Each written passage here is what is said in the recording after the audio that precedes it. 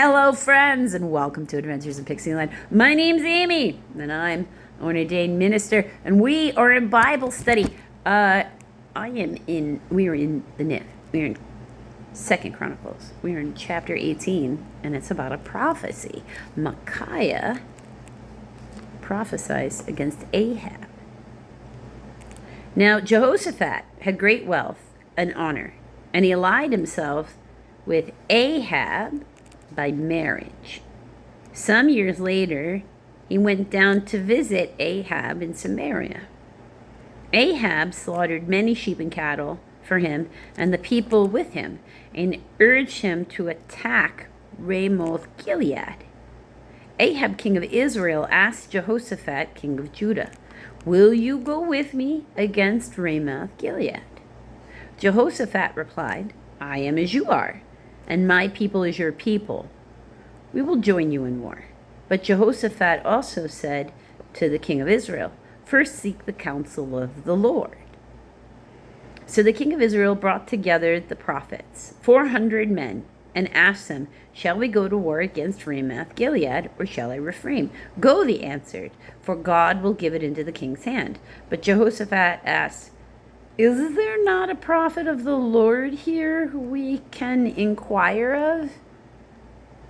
Like, he sees these people and they're like, "These are prophets of Baal, and I said the Lord."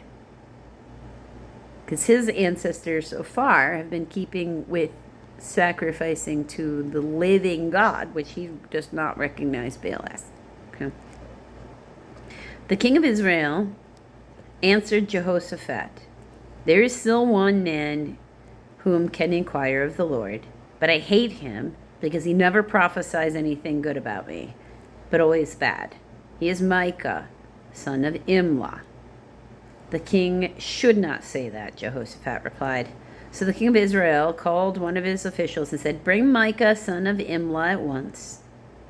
Dressed in their royal robes, the kings of Israel and Jehoshaphat, king of Judah, were sitting on their thrones at the threshing floor by the entrance of the gate of Samaria, with them, with all the prophets prophesying before them. Now Zedekiah, son of Kenana, Kena, like Canaan, but Kenna, so 2 A's in a row, Nah, had made iron horns. And that's not unusual to create these visual aids for prophesying during this time frame. It was kind of common to do things. When we get more into the further chapters ahead, when we're in the books of the prophets, the major and minor, which is about volume and not about importance. Minor prophet just means they produce less materials. Sort of like, well, I don't want to get into the fiction world while we're in the Bible, but it's not unusual, because he would have them go buy a new clay jar and stand in front of the people and throw it on the ground and be like, "This is what the Lord says," right? Be dramatic to get their attention. There's a flair for the dramatic amongst these people. If you're noticing that commentary, you really see it in the prophets, but I think it's apparent anywhere. Now Zedekiah, the son of Kenana, was made iron horns and declared, "This is what the Lord says. With these you will gore the Arameans," the Aram, like Aram, Eans, the Arameans, until they are destroyed. All the other prophets were prophesying the same thing. "Attack Ramoth Gilead and be victorious," they said, "for the Lord will give it into the king's hand." Now the messengers who had gone to summon Micaiah said to him, "Look, as one man, the other prophets are predicting success for the king. Let your word agree with theirs and speak favorably." But Micaiah said, "As surely as the Lord lives, I can tell him only what my God says." When he arrived, the king asked him, "Micaiah, shall we go to war against Ramoth Gilead, or shall I refrain?" "Attack and be victorious," he answered. for they will be given into your hand. So he's trying to do what the messenger said. And the king said to him, how many times must I make you swear to tell me nothing but the truth in the name of the Lord? The king's seen this because Micah's just trying not to have trouble. Then Micah answered, I saw all Israel scattered on the hills like sheep without a shepherd. And the Lord said, these people have no master. Let each one go home in peace. And the king of Israel said to Jehoshaphat, didn't I tell you he never prophesies anything good about me but only bad? Micah continued, therefore hear the word of the Lord. I saw the Lord sitting on his throne with all the host of heaven standing on his right and on his left. And the Lord said, who will entice Ahab, king of Israel, into attacking Ramoth Gilead and going to his death there? One suggesting this, another that. Finally, a spirit came forward. He stood before the Lord and said, I will entice him. By what means? The Lord said, I will go and be a lying spirit in the mouth of all his prophets. He said, you will succeed in enticing him, said the Lord. Go and do it. So now the Lord has put a lying spirit in the mouths of all these prophets of yours. The Lord has decreed disaster for you. Then Zedekiah, son of Kenanah, went up and slapped Micah in the face.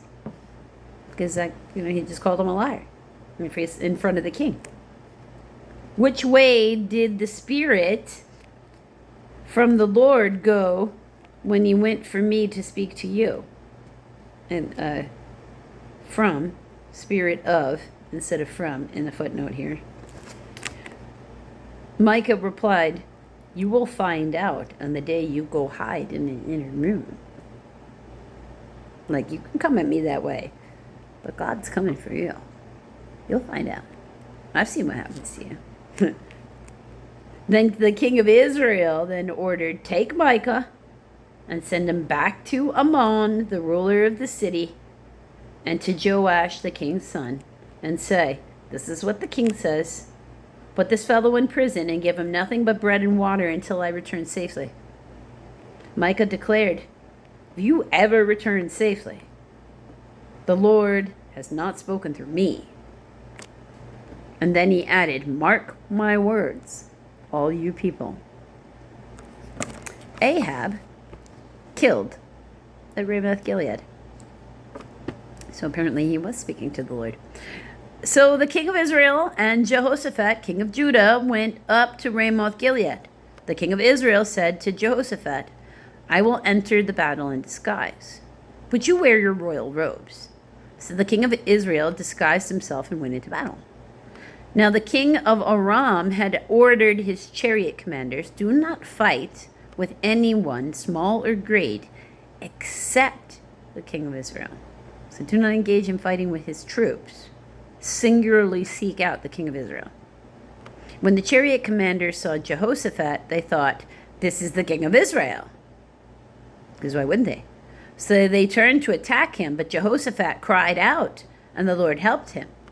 God drew them from him, for when the chariot commanders saw that this was not the king of Israel, they stopped pursuing him.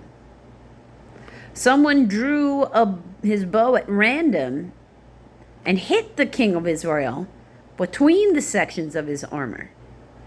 The king told the chariot driver, so the king was shooting the arrows, not being the chariot driver or anything, wheel around and get me out of the fighting. I've been wounded. All day long the battle raged, and the king of Israel propped himself up again, in his chariot, facing the Arameans until evening. Then at sunset, he died. So Micah was correct in his prophets. So the prophets in Israel were not prophets of the Lord.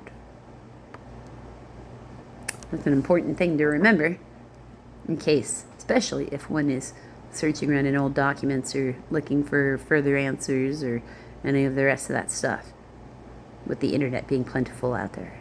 Careful what you seek.